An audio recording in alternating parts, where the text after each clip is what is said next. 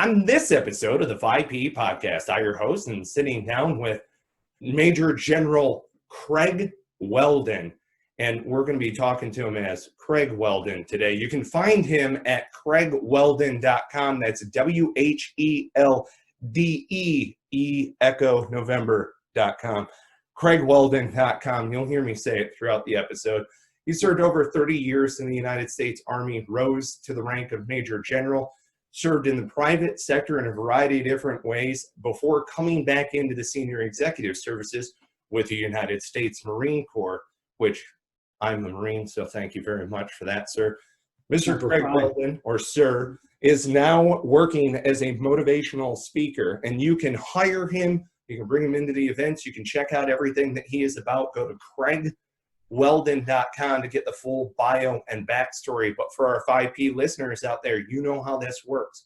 We're going to be asking the good general here what his 5P is in his mission moving forward. So without further ado, sir, Major General Craig Whelden, thank you and welcome for joining us on the 5P podcast. Thank you, Michael. It's a pleasure to be here. Excellent. Well, we were just chatting a little bit before we got started on this, and I'm very interested in hearing the problem opportunity, the enemy situation that you're targeting out there. What's the problem you're focused on? Well, somebody asked me about 2 years ago, what do you want to do when you grow up? And I said, and they knew that I was approaching retirement because I was in Hawaii. I was the executive director of Marine Corps Forces Pacific. You can see the Marine Corps flag behind me and the SES flag to the American Army and two-star flag. In any case, I said, I want to give back what I've learned over the course of about 50 years to the next generation. If I leave no other legacy, it's that I pass on both the good and the bad in ways that are beneficial to people who are coming behind me. And I think that's really one of the best legacies you can leave for anyone. And they said, well, then you need a book. And I said, a book? Are you kidding me? I can't write a book. And they said, yeah. He said, it really helps to open doors. And the more I thought about that, the more I thought, well, maybe I can write a book. Well, I ended up writing a book. It's turned out to be a pretty good #1 bestseller, 5 countries across the world. It's won a couple of awards, and thousands and thousands of copies have gone out to people all over the world. And then I really used the book to spin into engagements with younger people. And what do I mean by younger people? I'm 68 years old, so anybody who's 67 or below is a younger person to me. But I spent 5 years, actually 6 years of my time with the Marine Corps mentoring a Department of Defense course called Executive Leader Development Program. And once a year for 1 week, I would travel with 65 students, very highly motivated, very, very talented young people who were very ambitious as well, trying to climb the corporate ladder. And I would spend a week with them. And I would give them a presentation at the front end called A Potpourri of Thoughts on Leadership and Other Stuff. And then I'd spend the week with them either in small groups or individuals. And that was probably the most satisfying week of my year for the last 6 years. And that's really what I wanted to do when I got back out of federal service, back into the private sector, was to give back in some way. And for corporate America, if they'd like to have me come do that, I'm happy to do that. But I also give back to nonprofit organizations, to service organizations. In February, before the coronavirus thing hit, I was in Los Angeles at the LA Fire Department's Leadership Academy. Had a wonderful time with 50 students there who were trying to climb their own corporate ladder. And all they paid was the travel and expenses to get there and back. And they bought 50 copies of my book. I find that most audiences that I speak to are very interested in the book because I talk about what's in the book. And so almost without fail, the audiences buy my book for all of the attendees. Now, to your question, the 5 Ps. The 5-paragraph field order for those who have spent time in the military is second nature. We learn it early on in our life. We use it daily, and it becomes embedded in our DNA in a way that we actually use it in our personal life as well. Absolutely. Even if it's subconscious. It's absolutely amazing. Situation, mission, execution, logistics, command and control, signal. Those are all the components of putting together an operation to execute just about anything. And so I commend you for taking that principle that you learned in the military and trying to get it into the commercial and the civilian world, because it really does work for just about anything you want to do. The military are probably the best planners on the planet because that's what they do all the time. But we have been occasionally accused of fighting the last war. And so, you know, we have to be very cognizant of the fact that our enemy or the other side that we're competing with oftentimes tries to get one step in front of us. I was the Deputy Director for Operations in the National Military Command Center as a one-star general. I wore keys around my neck. My deputy and I were responsible for sending messages to the nuclear forces to launch Armageddon or World War III. And we practiced blowing up the world regularly. This is in 1996 to 98. I didn't realize until 3 years after I left that job that the adversary, after we had spent billions and billions and billions of dollars in creating this deterrent against a nuclear attack, would find a way to get their nose underneath our tent and attack us with box cutters and airplane tickets. Right. And that's what happened on 9/11. So it was amazing to watch the adaptable capabilities of our enemies, and they are constantly looking, how are we defending and how do I get around that defense? Just as we are with the other side. So the 5-paragraph field order is a classic planning technique, which I think can be applied to just about every situation. Before I go into my own situation, let me add one piece. We introduced in the mid-'80s a thing called commander's intent to paragraph 3, execution. And prior to that, we didn't have commander's intent. It was just, here's execution, concept of operations and the subordinate unit instructions and so forth and so on. And we would detail and spell out in great detail exactly what we wanted somebody to do. And what we realized, I think, in the early 80s was that we were tying the hands of our subordinates. So we introduced this thing called commander's intent, which at the time, many people thought was kind of unique and different, when in fact it has been around a long, long time. In Germany, they call it Auftragtaktik, and it's been around since the 19th century. And the Germans mastered the ability to tell people what their original objective is, rather than how to get there. Here's my intent, because I know that when the first shot is fired, things will get very confusing, communications will break down, and I want to make sure that my team, my subordinates, understand where I'm trying to take this operation, what's the ultimate objective, so that when they lose the ability to talk to me directly and get guidance, they can proceed on their own because they understand ultimately what the objective is.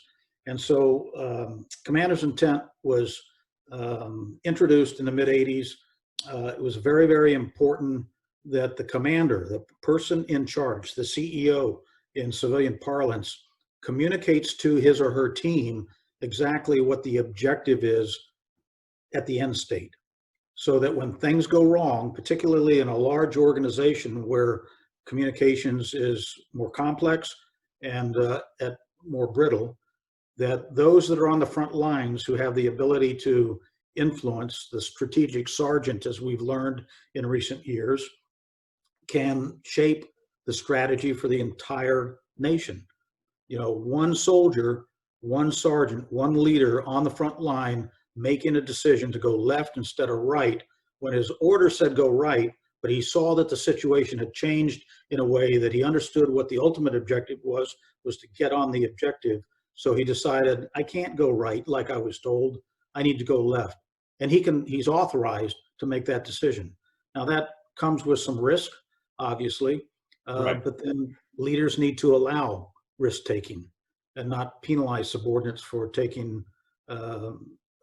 risks that are reasonable. So back to my situation. Situation is paragraph 1.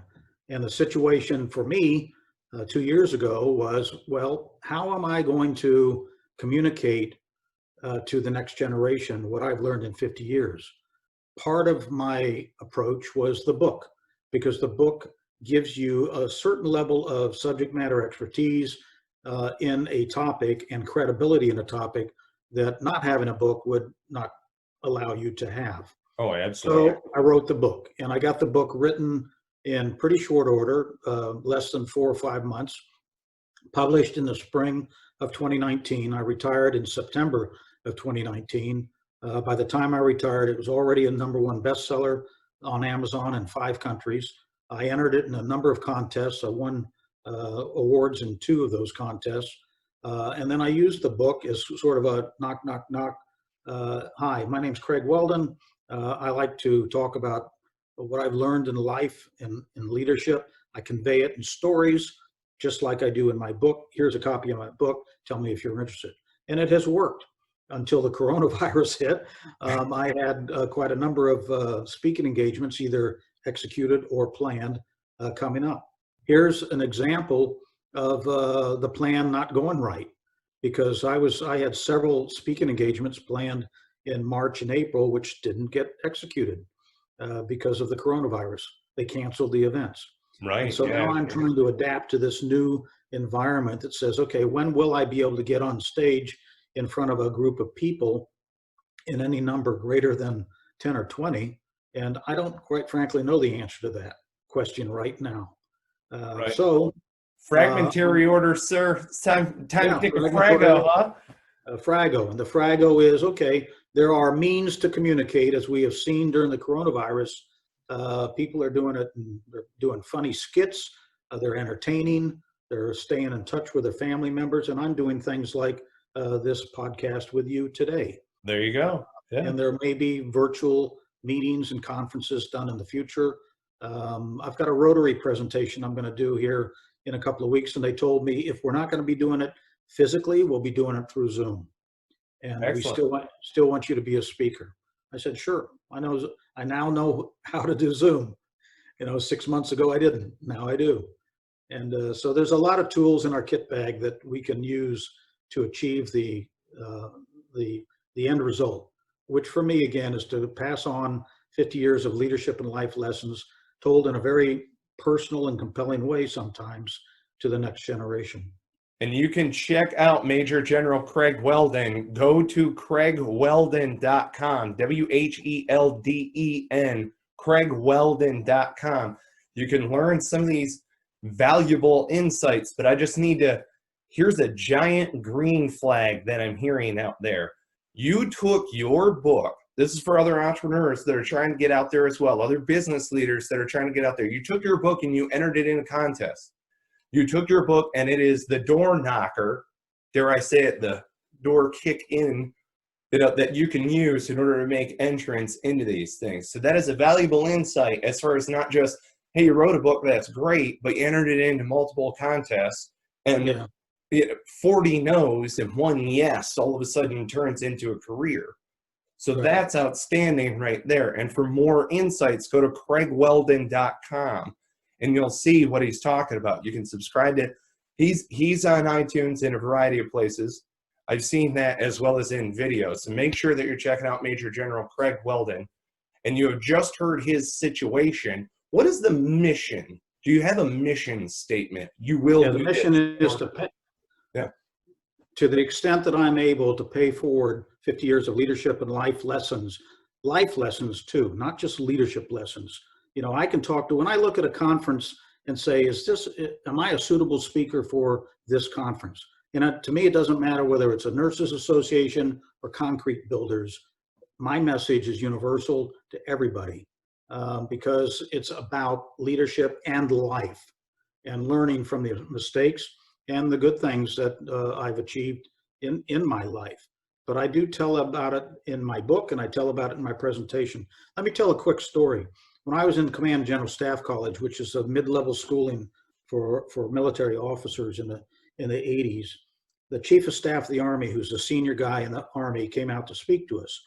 And there were about 700 or 800 students sitting in this large auditorium, and he took questions afterwards. And at the end, he said, I'm happy to take any questions. And a major raised his hand and he said, "Sir, how do you define success in today's Army?" And the Chief of Staff of the Army thought for a moment. He said, most of you probably think I've been very successful. I'm a 4-star general. I'm the Chief of Staff of the Army. And we all thought, yeah, duh. Of course he's been successful. And he said, but I can assure you that there are probably 10 or 11 other Army 4-star generals, contemporaries of mine, that work for me right now, that if they were in my position as the Chief of Staff of the Army and they retired from that position, they would be disappointed. And we all thought, how can that be? And he said, because a career in the military, a career in life, a career in the corporate world is, particularly in a hierarchical organization, is like climbing a ladder. When you start off, you're standing at the bottom of the ladder. For me, it was ROTC, Purdue University, 1973, I got commissioned. For you, it was boot camp at either the West Coast or the East Coast.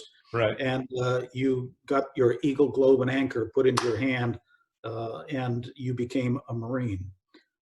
That's the first handle on that ladder that you grab. And after you achieve it and you've got that pride of you've got there, you look up and the ladder is pretty high. For me, it was very high, but the very top rung on an officer's ladder is the chairman of the Joint Chiefs of Staff. And if you don't get to the top of the ladder, if you don't become the chairman of the Joint Chiefs of Staff, you haven't reached every rung of the ladder. But while you're climbing that ladder, you become tired because you're climbing.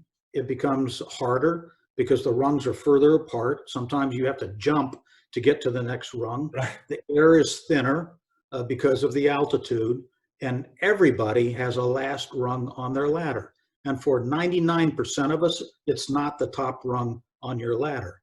So occasionally, after I was a general in the Army or a senior executive in the Marine Corps, I would counsel colonels who were retiring, some of whom were very disappointed by the fact that they didn't become a general. And I said to them, you have achieved such a tremendous level retiring as a colonel in the Army or retiring as a colonel in the Marine Corps. You need to find another ladder. Put this behind you, look forward, and climb another ladder. Amen. The Chief of Staff of the Army said, I'm going to retire as the Chief of Staff of the Army, and I'm perfectly content doing that. But if I was disappointed and bitter because I didn't get to that next rung on the ladder, then I would carry that bitterness and disappointment with me potentially for years. And you don't want to do that. You want to find another ladder to climb. So I said to myself that day, I want to be a battalion commander. If I can be a battalion commander, I will have achieved what I set out to do. And battalion command was several rungs on the ladder in front of me, and I was able to achieve that. But I told myself in 1984 that if I get to that point, I'm going to be satisfied. Everything else after that is gravy. And I did get to that point. I did get past that point, and I reminded myself everything after this is gravy. And when I finally left federal service last October, I started to climb a brand new ladder. And this was called being an author and a speaker. And I started at the bottom at age 67, actually 67. So you're never too old to start over. And for these colonels that were disappointed that they didn't become generals, I tell them, look forward, don't look back, find a new ladder to climb. And that's what I'm doing right now. I'm climbing that ladder. Yeah, it's the journey for sharing as much as it is the destination. Well, and I appreciate you sharing that, because there are so often times that there are military personnel who walk out, and I tell fellow military who become veterans, I say, look, the bravest thing you're ever going to do is leave the military. It is our own little world to an extent, but bring whatever you can with you, right? Whatever you can, bring all your training. I mean, my goodness, even though I tell you what, I tried this numerous times, and every time I try to radio for a helicopter or an airplane to come drop bombs for me, I can't do it. They just won't let me call for air anymore. But the knowledge and the know-how of being able to establish a process and communicate to get something like that done. Bring that knowledge and know-how with you post-military. I mean, my goodness, you're doing it. You're bringing all of your knowledge and experience and everything. Go to craigwhelden.com, people. If you are as interested in learning more about Major General Craig Whelden as I am, be sure to pick up his book. It starts with a book. It starts with gathering the valuable insights. You've heard me say this before. Read to learn. Read through a book with the intention of studying it. Write in the margins, highlight things, just like we learned back in the day. But read through it with an intent and a purpose to be able to practically apply what is in the pages. And what I'm hearing right now from Craig Whelden at craigwhelden.com is that there's plenty of valuable insights inside of that book that I am going to be able to glean some wisdom, knowledge, and hopefully a little courage, strength, and hope that comes along with it. So in doing this and putting together your book, and you talk through some of these different elements, along this journey, I got to ask you, what's been the most humbling experience post? Yeah, that's a great question, because when you're a retired general and people tell you you're flat on your butt, you have to swallow your pride and get some humility, particularly from people who really know what they were doing. So when I started writing my book, I actually wrote it myself. I didn't hire somebody to write it for me. And then I got done with a manuscript, and it basically was a memoir of my life from about age 14 when I became an Eagle Scout, because that's the first time I discovered leadership, until now. And it was kind of chronological, running left to right. I got done. I had about 180 something pages, and I decided I needed an editor and a publisher, somebody to help me package it in such a way that I could get it across the finish line, because I didn't have a clue how to publish a book. I found a fellow in California, and after doing a little bit of research on him, I decided he'd be a good person to ask for help. And I said, will you review my manuscript and tell me what you think? He said, sure. For about $300, he did that. And when he got done, he came back to me and he said, nobody's going to read this. And I said, really? Why is that? He said, because it's a memoir. It's about your life, and nobody knows who you are. He said, if your name was Michelle Obama or Amoroso, they would know who you are. They'd buy your memoir because they'd be fascinated, because those are celebrities, those are personalities. Some of them are famous, some of them are infamous. But still, people will pick up a book that is written by somebody who has name recognition. You don't have any. I said, okay, well, I'm trying to reach, here's what I'm trying to achieve. How do I get there? He said, this is an easy fix. Go through the book, find all those leadership nuggets that are there, and I read them, pull them out, make them chapter titles, then fold your storyline underneath them. So I turned a 14-chapter memoir into a 24-chapter leadership book through storytelling. One of my chapters is effective communications. And the point I make in there is that you can talk to a 6-year-old or a 60-year-old, a Republican or a Democrat, a liberal or conservative, a male or female, an American or a foreigner. It doesn't matter who you're talking to. If you have a central message and you want to communicate it effectively, you may have to communicate that message differently to different people. So my starting point is, who am I talking to? Who am I trying to communicate to? How will they best receive my message? And then I communicate it to them in terms that they understand. Somebody once said, it doesn't matter what you say that counts. It's not what you say that counts. It's what the other person hears. And so I told myself, I want to write a book that people are educated, motivated, and inspired by. And I want to write it in a John Grisham, James Patterson-like way, in that they get to the end of a chapter, they want to turn the page and start another chapter. Right, sure. Storytelling is a way to do that. So I tell lots and lots of stories in my book, and I do lots and lots of stories in my presentations as well. You can get a taste of that. I've got what they call a sizzle reel, which is a video sample reel on my website of me talking to various groups. Excellent. Yeah, go check out the sizzle reel. You'll see what's going on. And then you'll definitely be more motivated to purchase the book and start the journey there. Is that really, if I'm a business leader out here, if I'm a leader in general, where would you have me start my journey? Get the book, check out the talks. What do you think? Well, you can sort of do both. I've got about 10 podcasts on my website. The book is available on Amazon in print, in digital form, and Audible in audiobook. Excellent. So I know different people have different means of learning. No matter how you approach it, the book is through storytelling. And if you listen to me, I tell stories to make my points like I'm doing today. Let me tell you another quick story, and this one's a quick one. The title of the book is Leadership, the Art of Inspiring People to Be Their Best. And so I've got a short vignette in there about a 3-star general that I once worked for. He was the consummate gentleman, never raised his voice in anger, never cursed, never said anything disparaging about anybody. He was just unbelievable.